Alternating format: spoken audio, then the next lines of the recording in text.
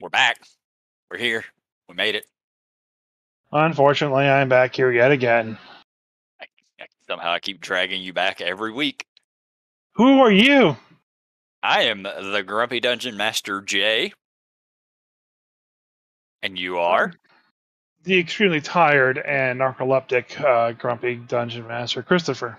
Oh, narcolepsy. This is going to be fun. I'm going to get halfway. Hey, wake up! Wake up! What? Wake up! We're doing a podcast. You can't sleep for at least 45 minutes to an hour. So go run a lap if you have to. Take some Dayquil. Dayquil? Do some Coke. Whatever you got to do to stay awake. I have something called a 5-hour energy shot. Yeah, those work. That's a quick shot. There are 5-hour energy shots. I have what's called the 8-hour energy shot. Ooh, okay. Which is a 5-hour energy shot. You just do 1 3/4 of them. No, you pour it into a monster, and then you take that monster and you pour it into one of those like caffeine pill supplement things, and then you mix it all around, and then you chug die. the whole thing. Yep, and then your heart explodes because that's way too much caffeine. I mean, if you're like 100 pounds, yeah. No, that's way too much caffeine for anybody. There actually was a guy who died like a month ago from overdosing on caffeine. Oh yeah, you can overdose on anything. Yeah, I think the number is, I don't know how many he had, but that like people there is enough caffeine in 6 Red Bulls to actually kill a human being. So if you just chug 6 Red Bulls in a row, you're probably going to be in trouble. Yeah. Don't do it. You want to be careful. You shouldn't drink more than 2, I think, a day. Yeah. So in the days where I was drinking like 5 at a clip, I would definitely not suggest that. But no. Yeah, it's bad. It can be bad out there. And me, I weigh about 180-ish pounds or so, and there was a point where I was doing 3 Monster Energy drinks a day, and that was too much. Now I'm at the point where I do no caffeine at all. But, yeah, you don't want to do any caffeine.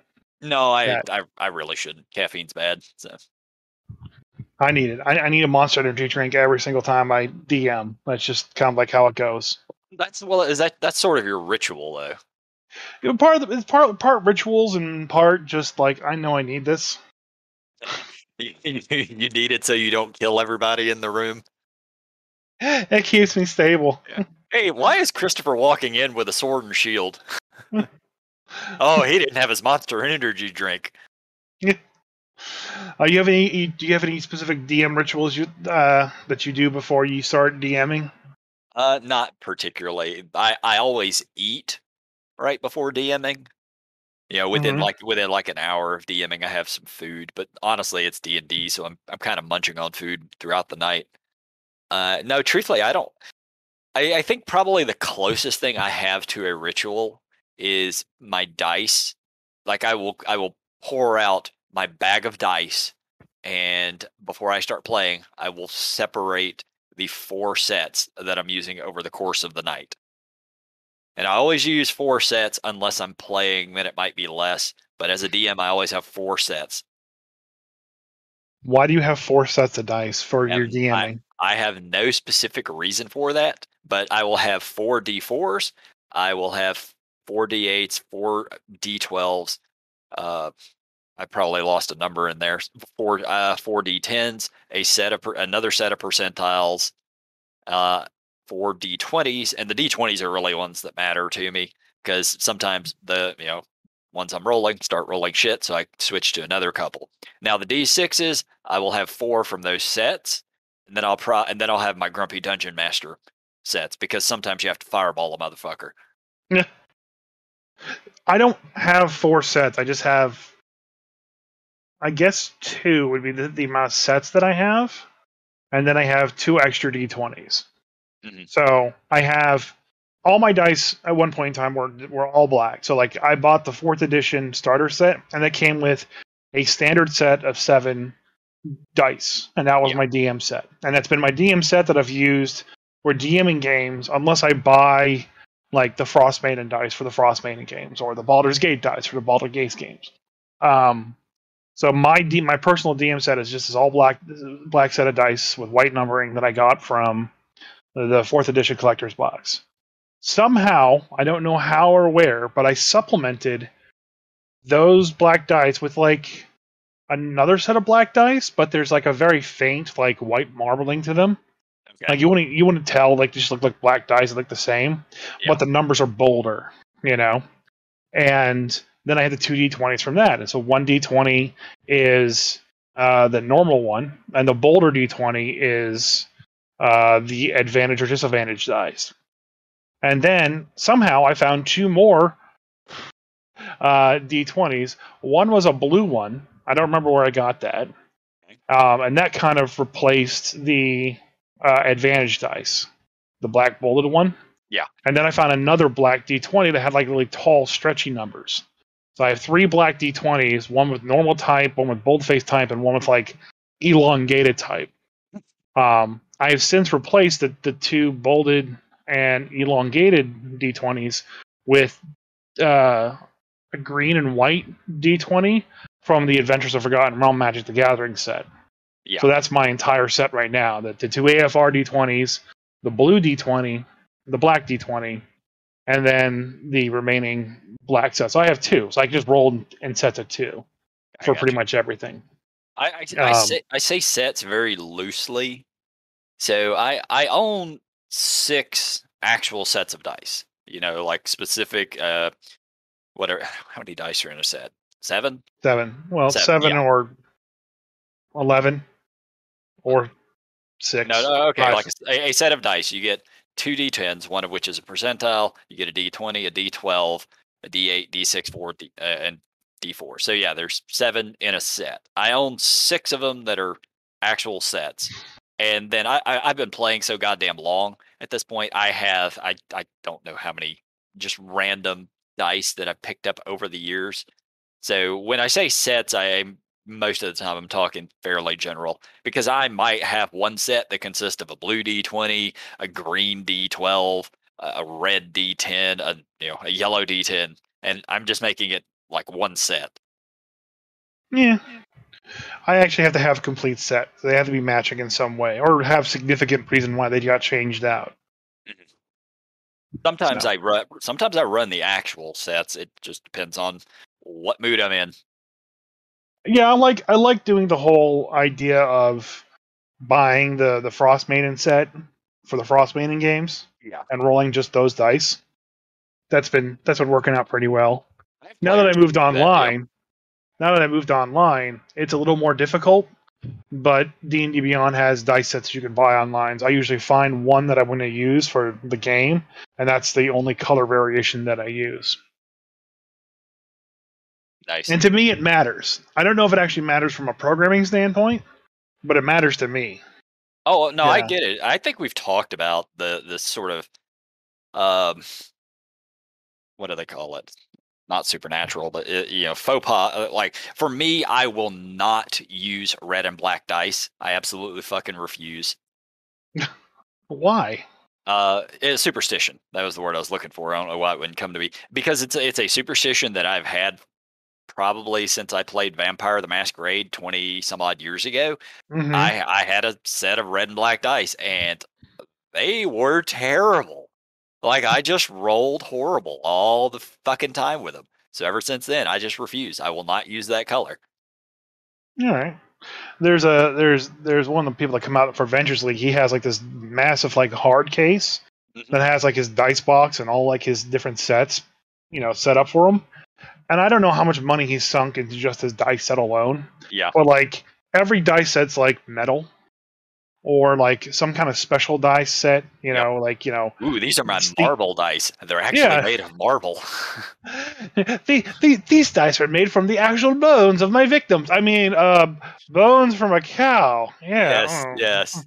I've seen the meteorite dice before, where they're actually made from pieces of meteorite. I mean, I've picked up his box to kind of like move it to like arrange tables and stuff. That thing weighs easily 30 pounds, if not more. And like, geez, and I've seen some of his dice on sale for Amazon. They're like $30 to $40 a set, Yeah. And he comes out and he has his own separate ritual. He puts all the dice out. He sits there and he chooses the dice set that he wants to use and stuff like that. So, and he's got a set and color, for whatever you want. He's got it. So, interesting thought since we're talking about ridiculous dice. Um, so I was just watching WrestleMania I'm earlier sorry. today. No, it was great. I loved it. And Uh-huh. do you know who Logan Paul is? Yes. Yeah, so the YouTube star who became a pro or amateur boxer or whatever you want to call it. I guess he'd be pro since he's getting paid to do it. So he was on WrestleMania, and when he comes out to the ring, he's wearing a one of one Pokemon card as a necklace. Like it's the only one in existence. I don't know what it was. I don't know squat about Pokemon as a Pikachu or some shit. And this thing, it's got to be worth $1 million. I've seen people wearing an Alpha Black Lotus as a necklace before. So just Yeah. absolutely, Alpha Black Lotus is 200 grand or something like that. If I think the one I saw was like a grade 9.5 or 9.8, 9, or even a 10. It was somewhere in that range. So it's 200 grand at least. It makes me wonder: is there a set of dice out there made of actual diamond or I mean, emerald or probably. ruby or sapphire? And I just am waiting for some really rich kid to show up at a D&D table wearing a box of diamond dice as a necklace, as a medallion. So he's wearing the most expensive Pokemon card. I Well, don't know if it's it's a 101. one of one. There's only one in existence, so I'm sure it's the most expensive. It's worth $6 million. The card is called Pikachu Illustrator. Yeah, that's what they said it was. Yeah. It's a Which means Gem Mint nothing. 10 by the PSA Trading Company, so it's in near perfect condition. Yep. 40 of these cards were ever created and released at all. Yeah, and he has the only grade 10 of Yeah, them. So probably. Yeah. that's why it's the one of one, because that's the only one that's a 10. Fair enough. I mean, I don't know why he would do that. It doesn't really match his outfit, but sure, whatever. I mean, you go. You go. Yep. It's making him money because. Oh yeah, that's all. Everything he does is about making more money. Yeah. He's good at it. Give him that. He's definitely good at it. Yeah, I mean, he's good enough to basically walk out there and wrestle at WrestleMania without ever having wrestled before. No, So, I mean the kid's an athlete. He's capable of it. He definitely had a little bit of training before the match. You can tell just from watching. He pulled off a couple of decent moves. Took the bumps when he was supposed to. So, all right. Well, but anyway, I was trying to relate this to D&D, where I know there's some assholes out there who have like sapphire dice or something. I mean, you can get those. I've seen those online. Yeah, see. Yeah, I mean, there was the D&D Blue Sapphire dice that they were selling on, it was a Beetle and Grimm. Okay. Uh, I yeah, it was a D&D Sapphire Anniversary dice set. It was actually released by Wizards. Okay, it was to celebrate 45 years. It was a set of 11 dice created by Level Up Dice. Each die has a blue sapphire gem embedded Yeah, into the die. I just looked those up. Yeah. So um I mean, I remember that costing quite a bit. so I'm looking up apparently I get to looking at this. I find a website that has the most expensive D&D dice out there.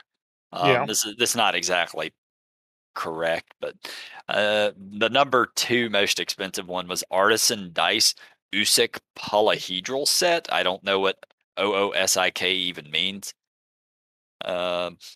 But they sold, or the price on them is $2,870.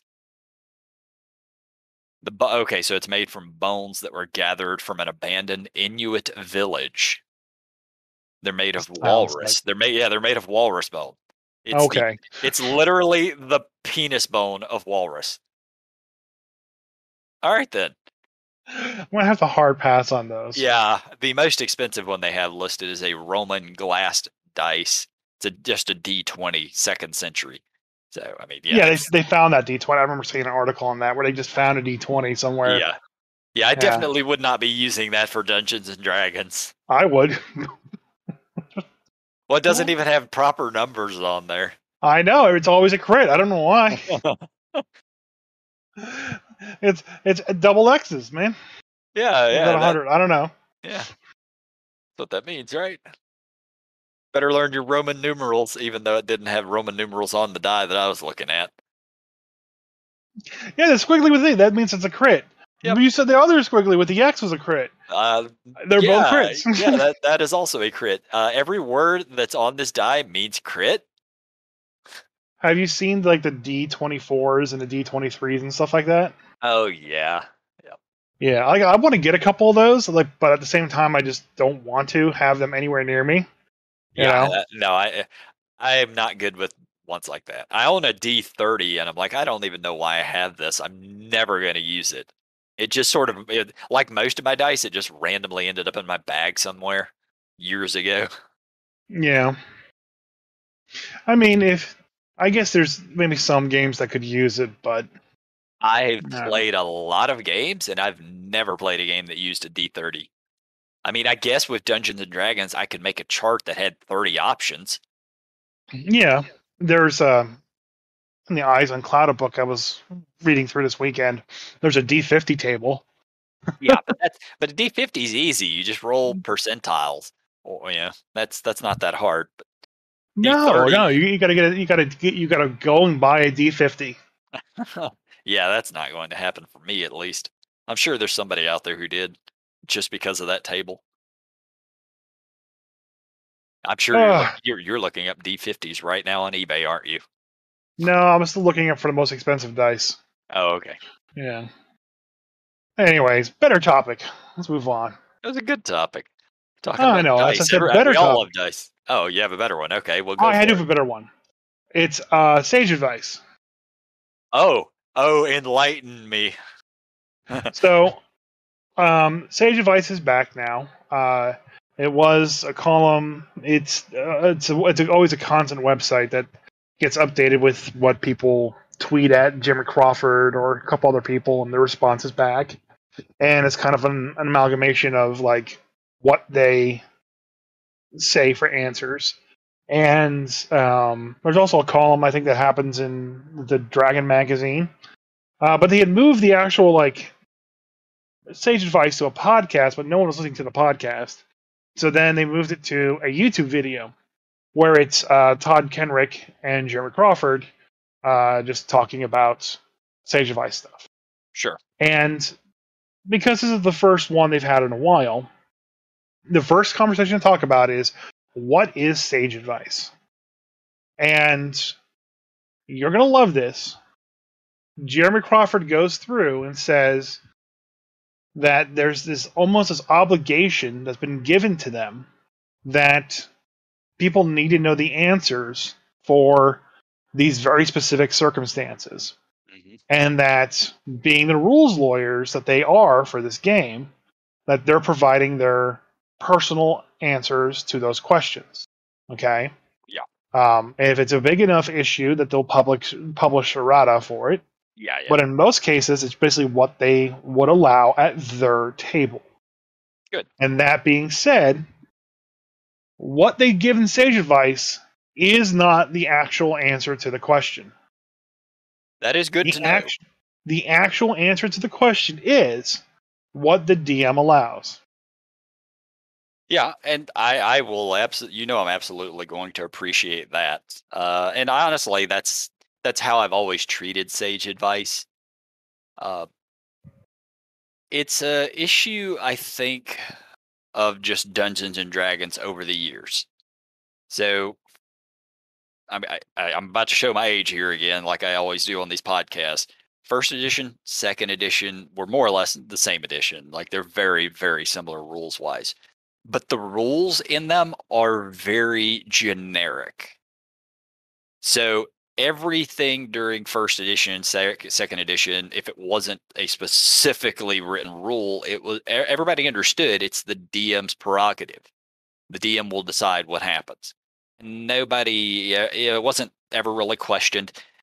There was an article in Dragon Magazine where people could ask questions and stuff, but it really didn't take off till third edition. Because third edition, then they started adding in a hell of a lot of hard set rules, number bonuses, and so forth. And at that point, people really started wanting to get the actual how does this work? How does this work? And so forth. And it's just continued from there, fourth edition, fifth edition. Where Yeah. they're very specific into what you can and cannot do. Um, like last D&D has and always should be what the DM allows, what the DM Right. decides. We actually did this last night. So our druid shape shifted into an earth elemental, and we played fastball special with a guy. Do you know the fastball special from? Yeah. Yeah. So he was basically Colossus, and he picked the dude up and threw him across the room. And me, I was on the receiving end, so I just killed the dude in midair. There are no rules for anything like that. They just do not exist in fifth edition. But our DM Johnny, he understands this. He's good enough. He's been running a long damn time. He's going to let us try to do weird shit like that and just make it up as we go. That's what every DM should be capable of. Yeah. The fact that Crawford is openly saying that, and truthfully, he may have said it a long time ago, but when you're just posting shit on Twitter, 6 months down the road, nobody's going to remember. Yeah. I mean, that's why they have the site there where you can Google it and Yeah, get the answers. The problem comes in to the actual legitimate problems, and I can't think of any off the top of my head. I know there are some, sure, yeah.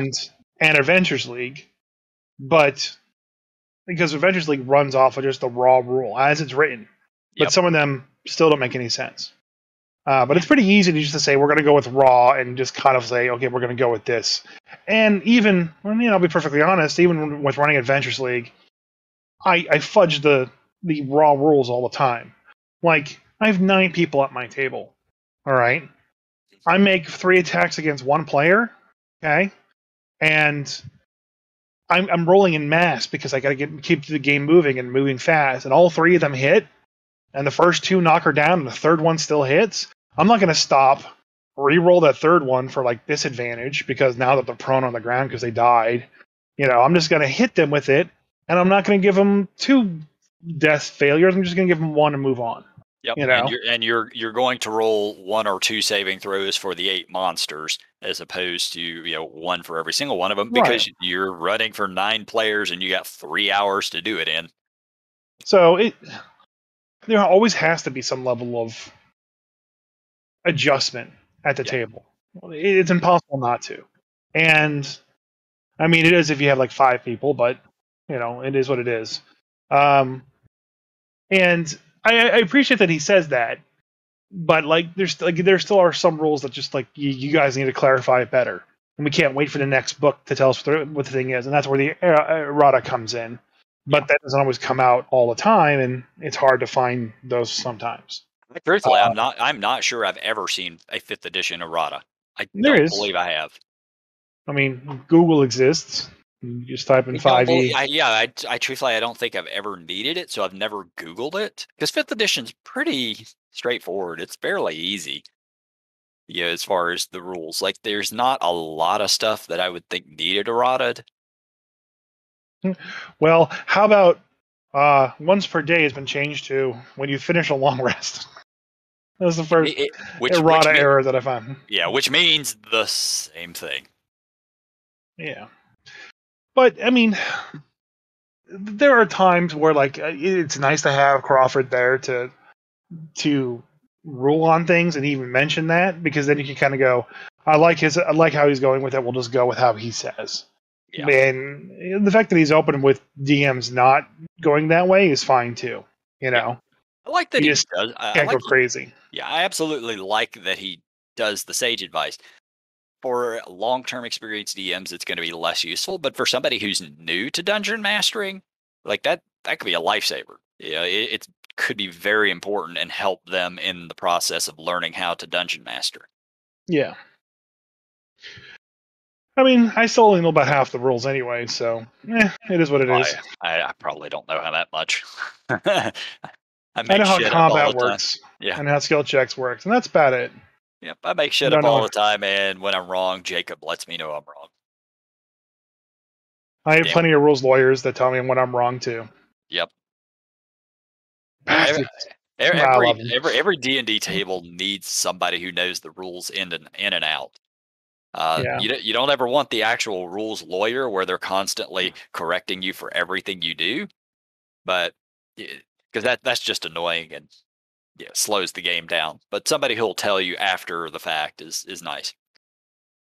So in this Sage Advice video they talked about a couple other things. They talked about creating new backgrounds that had feats, and specifically talked about the Dragonland stuff that we went over, Yep. and the fact that they gave feats, and now feats had like these small chains, and they wanted to see how people reacted to those.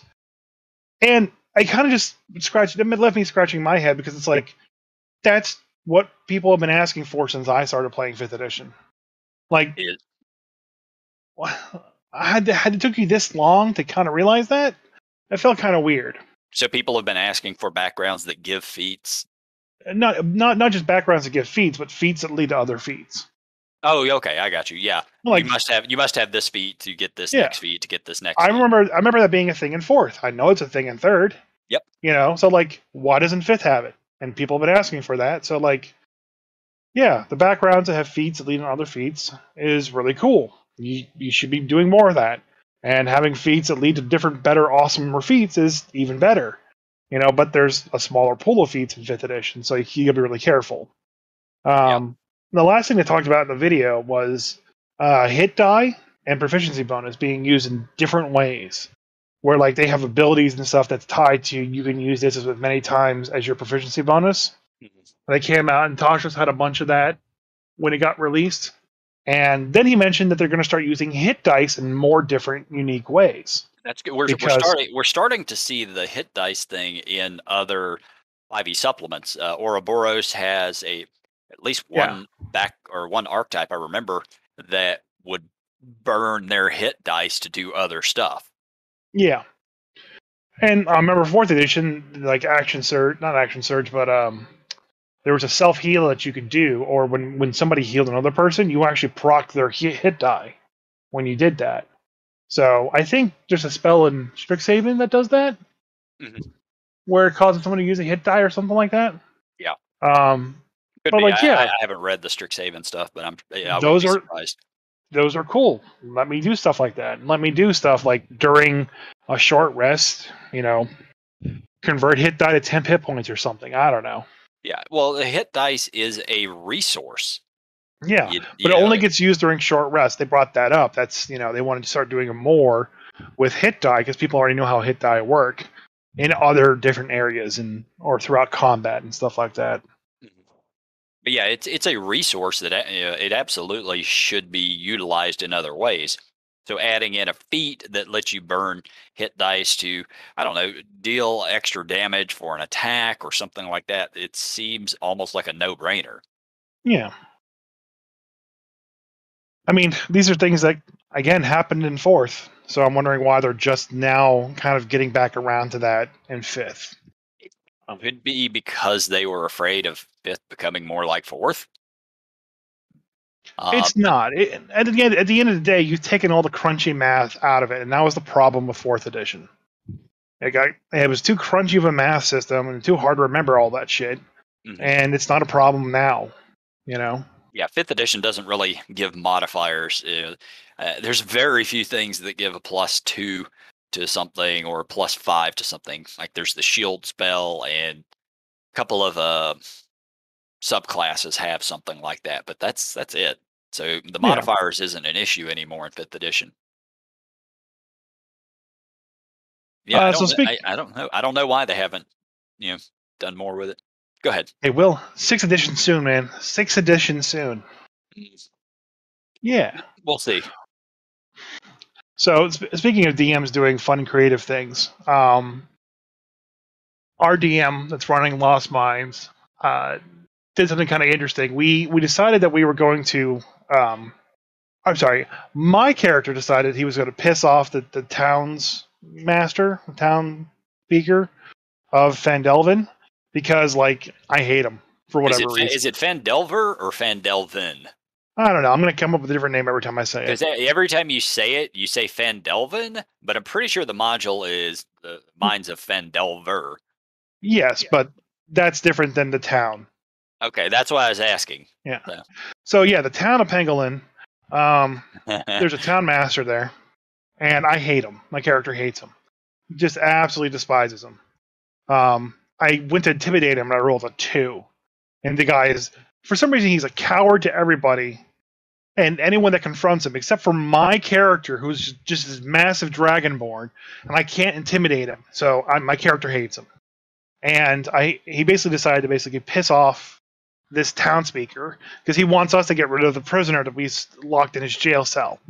So we came up with the idea of going to where all the bandits are hiding out, and we were going to arrest every single one of those guys and just stuff the jail cell full of them and just piss them off even more. Like start like locking me in his office and shit. And so we set up a plan. We spent a whole day of game time basically making manacles. I made like sheriff badges. and we put the sign out front that said basically you have 24 hours to evacuate the premises or you will be slaughtered or killed or something like that. Shouldn't it be arrested? No, we wanted him to run or be arrested. Oh, okay. And the guy who made the sign, our fighter, got a 22 on his intimidation check in making the sign. And then I had the artificer make the sign give off an awooga sound once he planted it. So that went off for like 24 hours. And then we busted into that place and started basically kicking in every door going, "You're under arrest!" and arresting everyone that we could. And when we kicked in the first door, there was a bunch of bugbears, so we arrested them. We knocked them out. We cleaved them in half non-lethally. Yeah, we stabbed them. We stabbed them in the throat non-lethally. Yes, I blast them with fireballs non-lethally.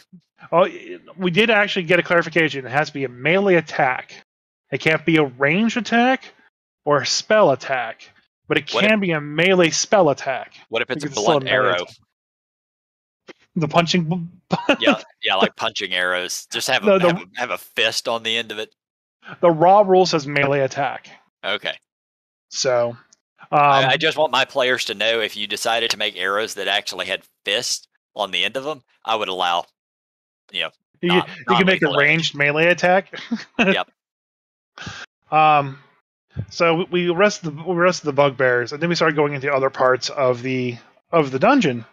And like I've played through this before, so I know there's a lot of bandits in here. So we kick in this one door, and there's 4 skeletons around a table playing cards, which is weird because they're skeletons. Why are they playing cards? They like gambling. Everybody likes gambling. We kill the skeletons because we're level 4 now. Oh, so we kill all the skeletons. You didn't arrest them?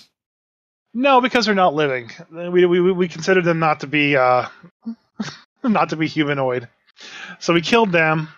And we got to where I know where the boss room is, and the boss room was empty. We worked our way around a couple different places, and we got to a couple other rooms where I know that there are bandits in the actual modules, but they're just more skeletons.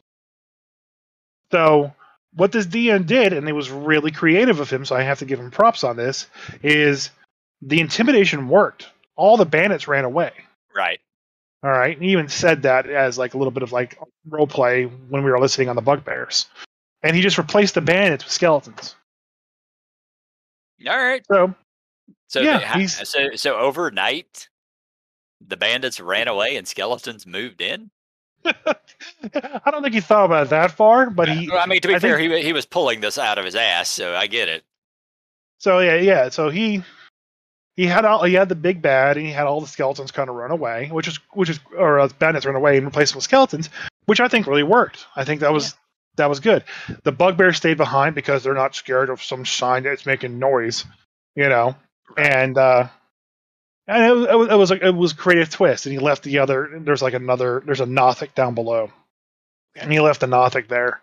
Yeah, the And Nothic doesn't care about some skeletons or bugbears. It's just gonna see what it can see. the Nothic and my character became immediate friends. Oh, I'm not surprised. Well, you like eating people too? Yeah. Oh, sweet. So I started feeding him apples, and I started bringing him like salted pork, and I want to bring him like a roast pig later. He just wants to learn all of your secrets. What secrets do I have? I don't know, but that's what Nothics love. Yeah, he. That's the thing with my guy. He doesn't have any secrets. You just have to Well, ask him the right question. that might be why He'll he's just tell curious. you. That might be why he's curious about you.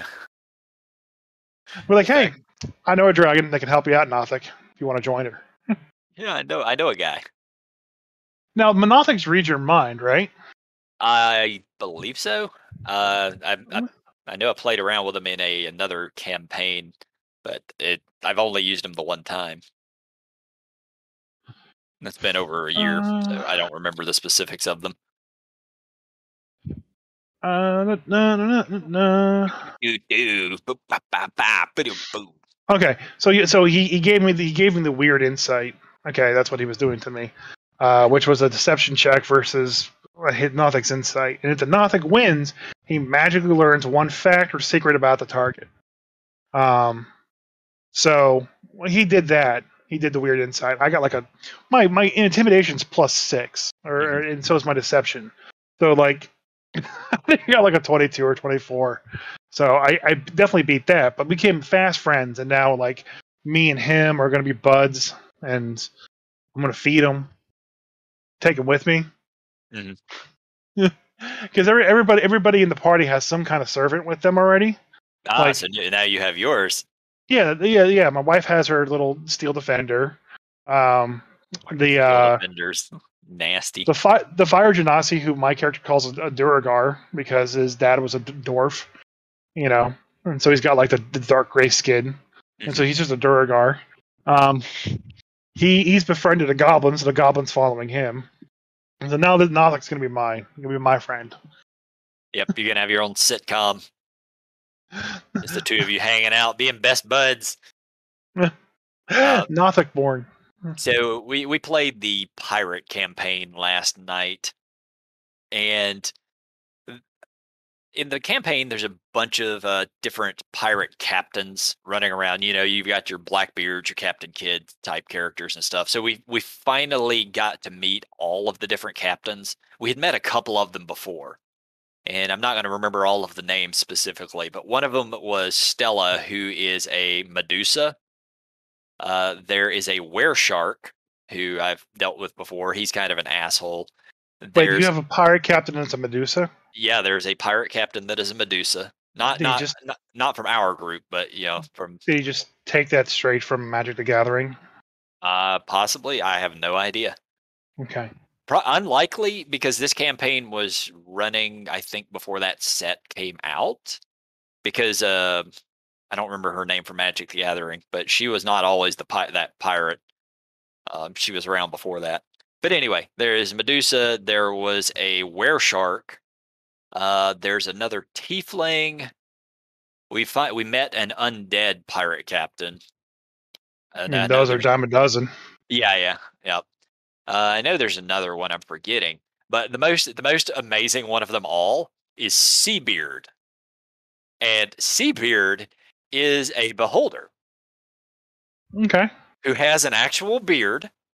And we never asked specifically why, but then we find out later on that it's because he wears a belt of dwarven kind, which specifically says the wearer gets a beard, a dwarven beard. So, so this beholder with a belt of dwarven kind strapped around his orb, he wears an eye patch over his central eye, and Okay. he always talks in pirate speak. Every time we are around him, he's like "Ar matey" and "Scurvy landlubbers." He uses nothing but the most piratey pirate speak you can think of. If you've ever seen it in a fucking movie or a cartoon, that's what he's doing. Okay. And he has a first mate whose name is Matey, who is a human, who also wears an eye patch and only talks in pirate speak. All And right. so we're hanging out. We're getting to meet all these different pirate captains and stuff. Finally, Seabeard wanders off. And as soon as Seabeard wanders off, Matey takes off the eye patch and he's like, "Oh, for the love of God, please, somebody help me get away from this thing." He's we come to find out he is a wizard who works for the university who got assigned to Seabeard a couple of years ago incognito. So he has to pretend to be this pirate that he's not. And the idea is for them to sort of nudge Seabeard along and keep him out of trouble. So Seabeard thinks that they're out actually robbing and pillaging and so forth. The simple truth of it is that Matey, whose actual name is Steve, yeah, I know Steve, has a fleet of merchant vessels, and every so often they go out and rob them and sink one of them, and then just use magic to bring it back up later on and send it on its way. Just to keep Seabeard, running under the illusion that he's actually a pirate. Okay. So he's literally a fucking beholder cosplaying as a pirate who doesn't That's actually awesome. know it. Yeah. Yeah. And it's one of the most creative things I've seen in a while, and everyone in our group just fucking loved it. Yeah, that sounds really good, actually. Yep. Yeah. Johnny's always done fun stuff with the beholders in his setting. And it's not that beholders aren't fucking dangerous. Yeah, we're always concerned with them. We never try to specifically pick fights because beholders are very, very dangerous. I really But hope his eye beams are like scurvy, oh, that would like be awesome. Yeah. other ailments from being on sea too long. Yep. Yeah, that would be fucking great. A I rat, linked you. like a plague of rats that eats all your rations. Yeah, I linked you a picture of Patches the Pirate, which is from Magic the Gathering, not Magic the Gathering, but Hearthstone. Uh-huh. He's a floating watcher, which is pretty much the Yeah. World of Warcraft beholders, and he's a pirate, and he talks in pirate speak. Whenever you play a pirate, he just immediately comes out of your deck. Like a cannon shows up off the side of the screen, and he gets fired onto the board. Arr, matey. The only other beholder we have ever really run into in that campaign world, though, was Balthazar, who had a pet hamster that he kept in a ball, like a hamster wheel a hamster ball that would run around all the time. Yeah, We ended up talking Balthazar into running our cookie factory because he'd be really efficient at it. I mean, So most likely, yeah. yeah. So yeah, like the beholders aren't always out there trying to kill us. They all have egos, that are astronomicals as they beholders Yeah. should. They're the best at everything, no matter what.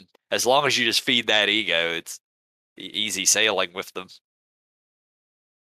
I mean, that's why they changed the lore recently for beholders in the new book, in the new Volos book. Yeah, I remember us briefly talking about it, but I don't remember exactly what they changed at this point. Uh, they took away, I think, the fact that they're super maliciously evil all the time. Well, they did that for most races, other than maybe demons and devils. Yeah. But yeah, they kind of took that away. Yeah. Overall, though, yeah. Which I don't mind. I mean, you can have them as a general evil alignment, just because of sort of what they are and how they're created. But it doesn't mean every one of them has to try to immediately murder you. Right. Which should be the truth. That should be the case for most things you run into. If it's a beast and it's bestial and has a low intellect, sure, it might try to kill you for whatever reason. If it's truly evil, like a demon, it will probably try to murder you. But if there's Yeah. any wiggle room in there, if you're able to make the right checks, persuasion checks, deception checks, parlay correctly, and so forth, I don't see any reason you can't work with things. I mean, my guy is still chaotic evil or whatever I'm playing him as now. I honestly don't remember. And like I said, like I could easily just start murder hoboing this town's mayor, but I think it is better for my character to basically go out of his way to make his life miserable. Like, I think that's Yeah. much more of an evil thing to do than just outright murder him. You know, like No, you got to be that creative with your evilness. that is actually more of a chaotic neutral thing to do. A Yeah, chaotic evil thing to do would have probably just been to kill the guy, or maybe kill his family and then let him suffer. But the chaotic neutral thing to do is to just sort of get one up on the people in charge. It's not necessarily to violently do it; it's just to harass them. It's Robin Hood almost, yeah. So I, without the giving the gold to the good, the peasants. yeah, I am doing that though too. I am just like sitting there like, oh, well, scoop, all the gold's mine, Yeah, yeah. and then like I'm spending an exorbitant amount of gold on things that I want. Like, oh, apples, here's 3 gold. I'm taking this bushel of apples. I'm like walking away happy. I'm like, that's like 10 silver. I don't know what he's doing. Oh yeah, yeah. You're one of those assholes who's going to ruin the economy. Nobody's ever going to explain it to you. I think I have an understanding. I just don't care. I was like, this is what this is worth to me right now. So this is what you're getting. Yep. Yeah, in the pirate campaign, so we had to sell a whole bunch of stuff, get some upgrades done on our ship, and we added up all of the funds that we've been keeping for the party. Like we have our own personal separate funds, but then we have party funds. And when it was all said and done, all the silver, all the gold, all the platinum, there's no such thing as Electrum. And then we had like 900 copper pieces left, which is like 9 gold or something. So at that point, we're like, well, we're just going to have all of our crew go out and get drinks for the night.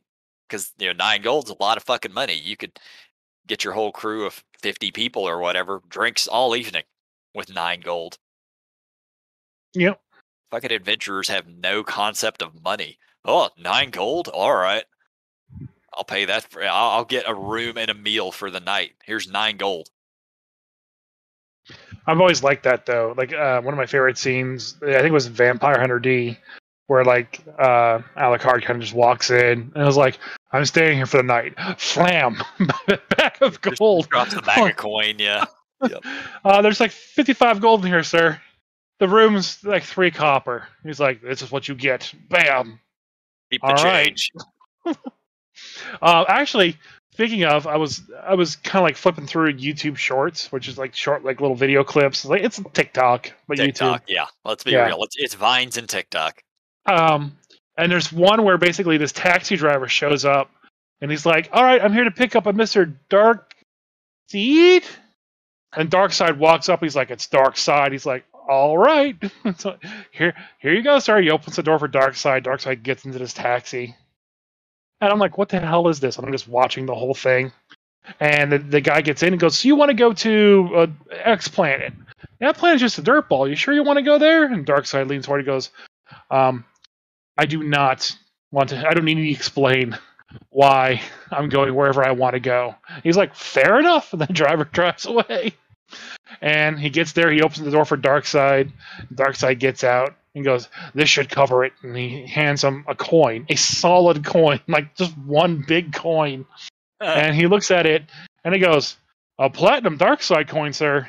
This is way too much. This covers. This is much more than the taxi ride." And Darkseid, "Keep it." He goes, "What about the change, sir?" He's like, "Keep the change." And he keeps walking. So I'm assuming this Darkseid coin is worth like $1 bajillion. Probably, yes. I mean, But it's just, platinum is pretty damn valuable as it is. yeah, it was just a giant platinum coin with Darkseid's face on. Of course.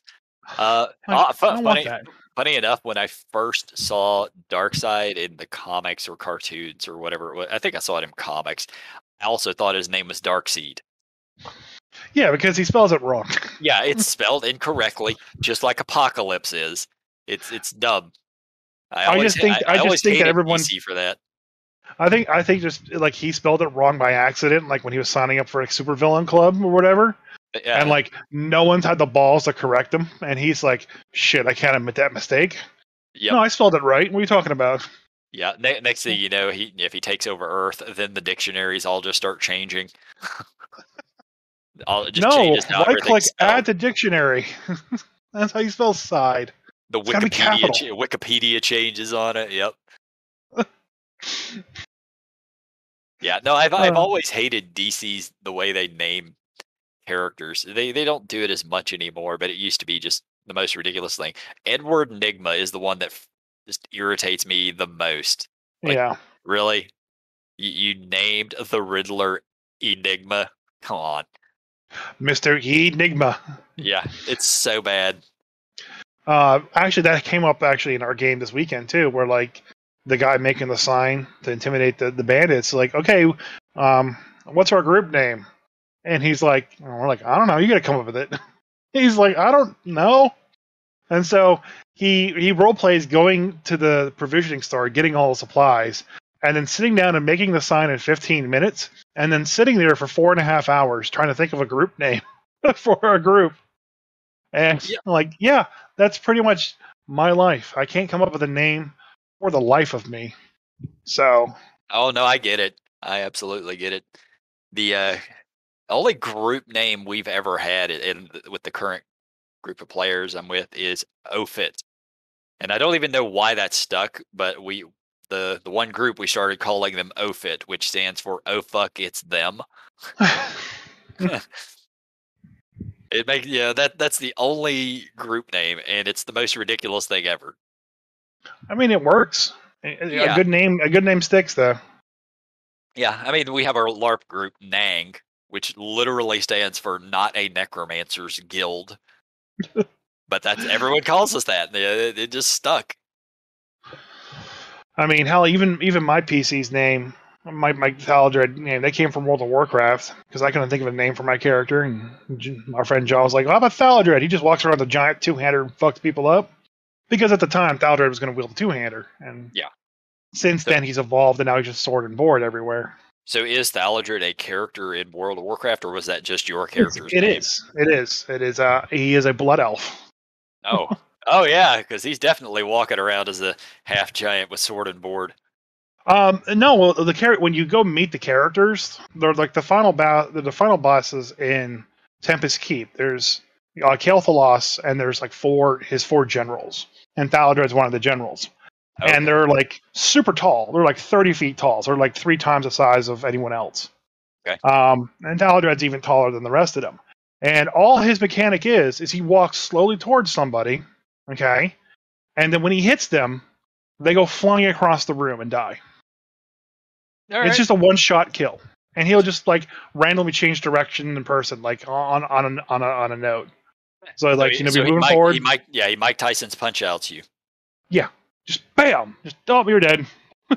Bam, you're dead. It's easy. You just got to run from him, and that works very well for me too.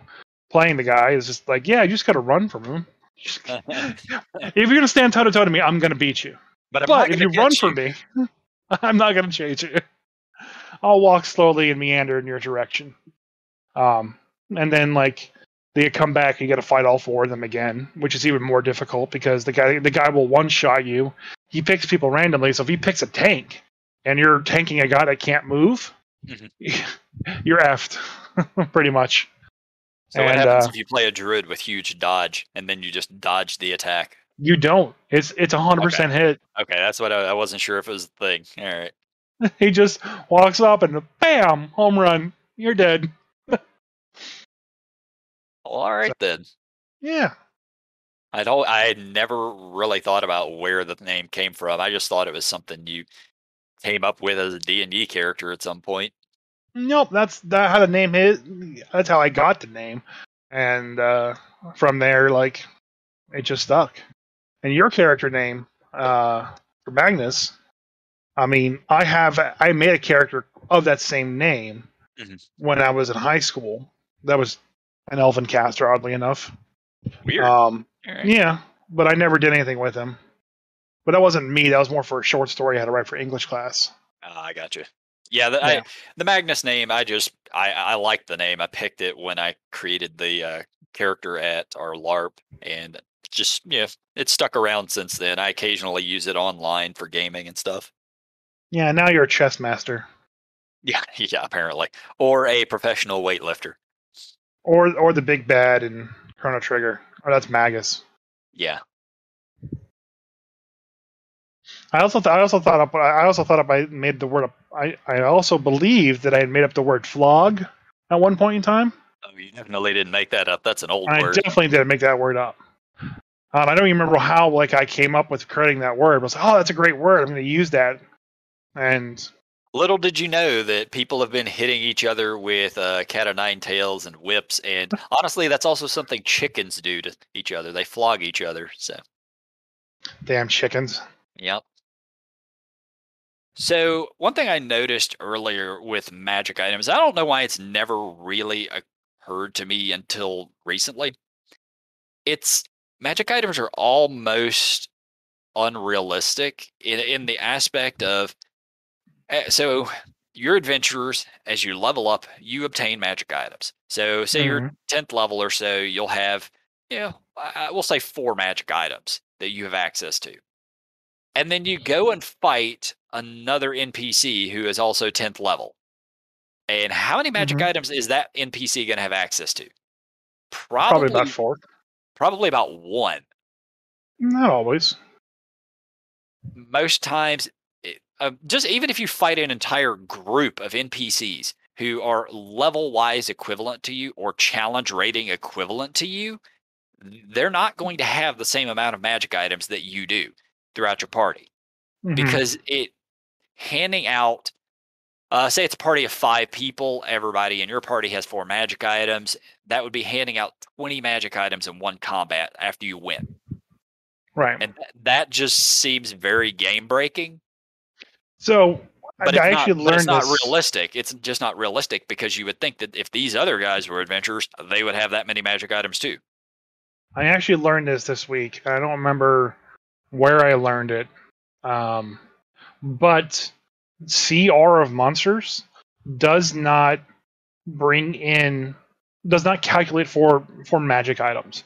So Oh in yeah. fourth edition, as you leveled up, you needed to get a +1 item at level 5 to supplement your attack because the CR also assumed that you would get a +1 magic item. There was actually a way to toggle it, so like when you got your proficiency, you would actually get the +1 everywhere, and you could basically play a low level magic campaign there. Mhm. So if you're fighting a CR10 boss and you have like a +2 sword, that and let's say everybody has a +1 sword or +2 sword, that encounter is now like a CR7. Yes. It actually drastically lowers that CR. Yeah, So, we actually did talk about this on the podcast a lot, like a year ago, I think. but there are characters out there, and the first one that immediately comes to mind is Jaraxxle.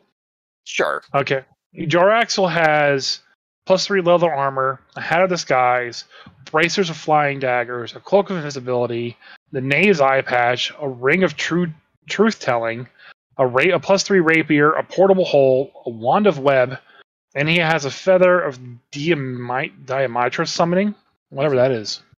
And so, like, there's one character that has just a boatload of magic items on him. And again, he is a named, well-known NPC, Yes. but I know those other equivalent NPCs in the world who are striking, out above other equivalent CR10, CR15 creatures do come with magic items to supplement their kit.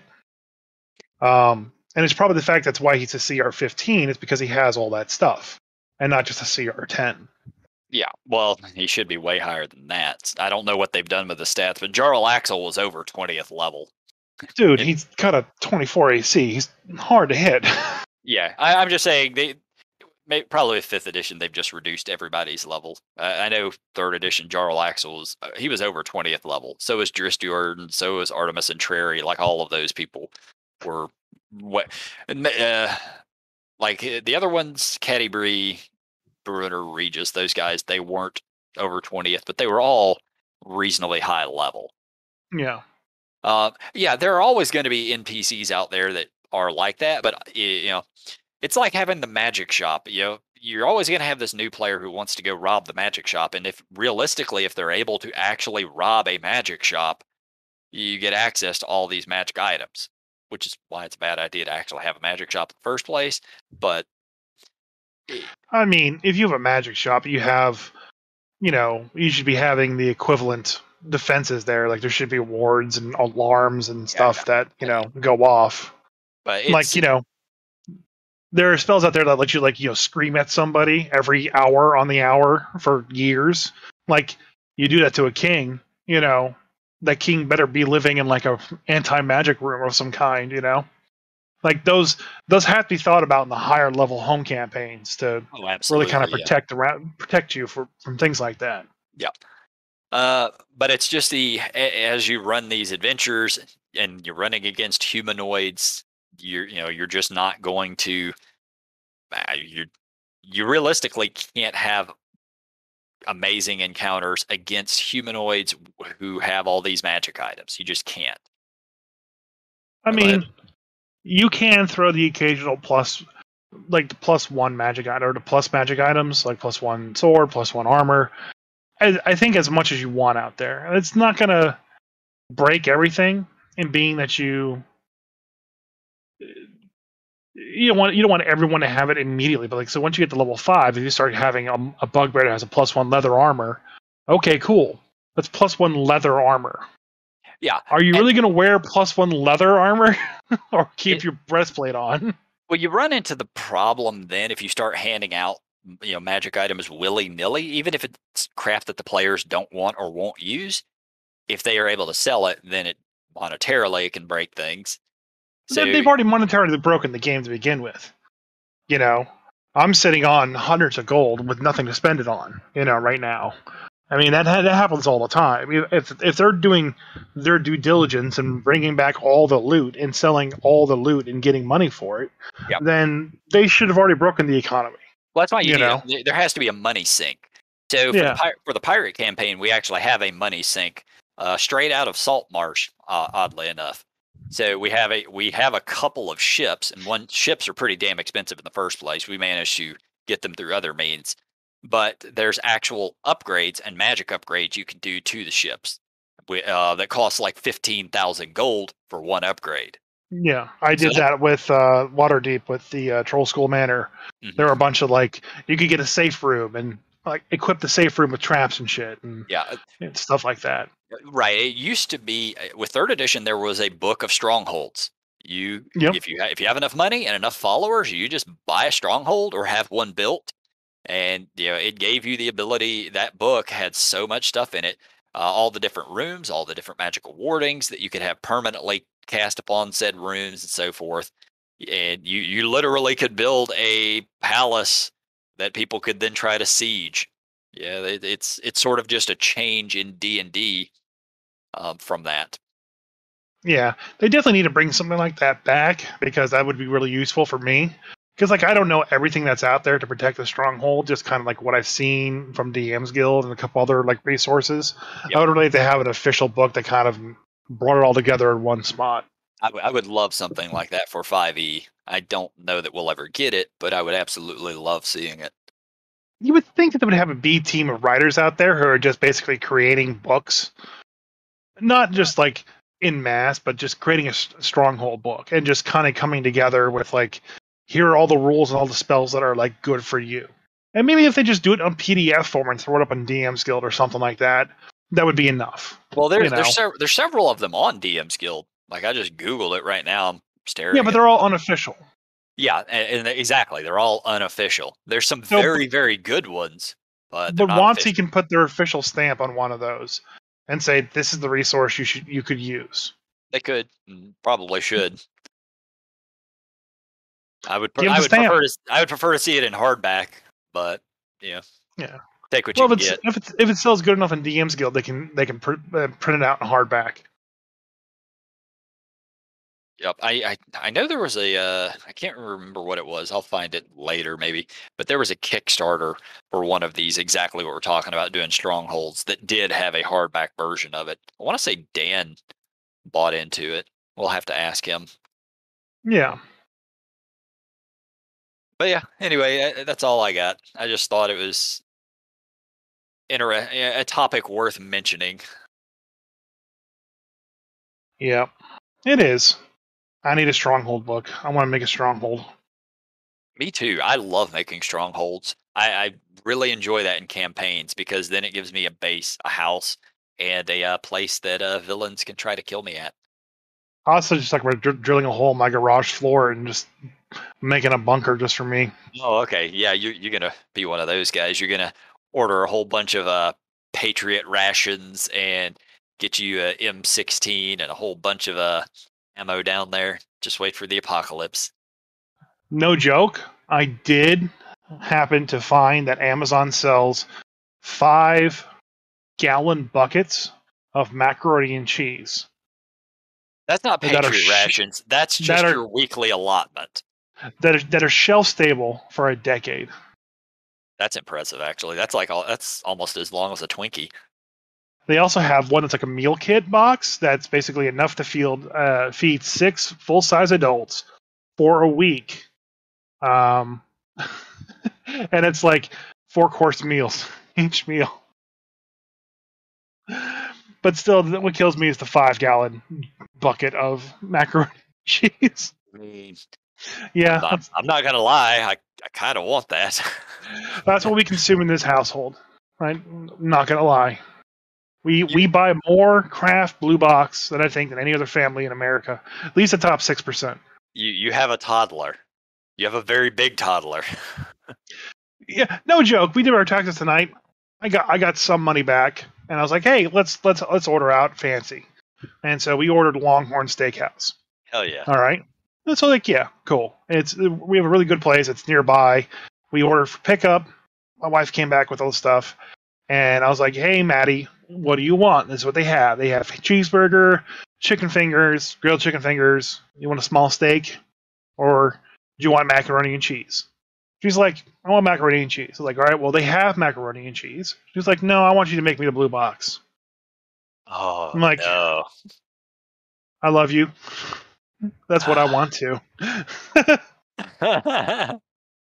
So I had a steak. She had blue box mac and cheese, and I had the remains of her blue box mac and cheese. So it makes me happy. I remember growing up when it came to mac and cheese. I was kind of the same way. Um, I would go to family gatherings or whatever, and they would make the baked mac and cheese. You know, the really good stuff with like the cheddar baked on top of it and all. And as a kid, I didn't want that. It wasn't good. It never is. I wanted the shitty Kraft mac and cheese because that's what I had grown up eating. That's what I was used to. Yep, I haven't had a baked mac and cheese that I liked. Oh, now as an adult, I fucking love baked mac and cheese way more than Kraft.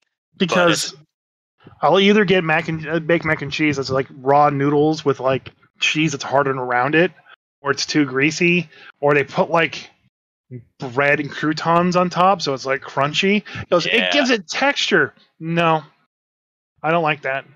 So I'll eat blue box. What you're saying is that you are just a 40-year-old toddler. Got it. I am. I'll have Velveeta shells and cheese or blue box mac and cheese, and I'm good. This is probably where we should end it. Thank you for coming out and listening to our mac and cheese podcast. Before we go, very quickly, I want to mention that you guys should listen to the latest Drunk with Buds episode because we were on there and it was a good time. And we are also very, very, very good at guessing the word that the other person is trying to think of or trying to get us to guess. We're very good at that, and Bruce cheated. Yeah, he did. Just say. Yeah, he did. Listen to the podcast and let us know how he cheated. Yeah, so we're the official champs. But yeah, listen to Drunk with Buds. They're awesome. Fun guys. Anyway, bye. I'm southbound and down. All my rolls are crits. It's time for me to hit the bricks.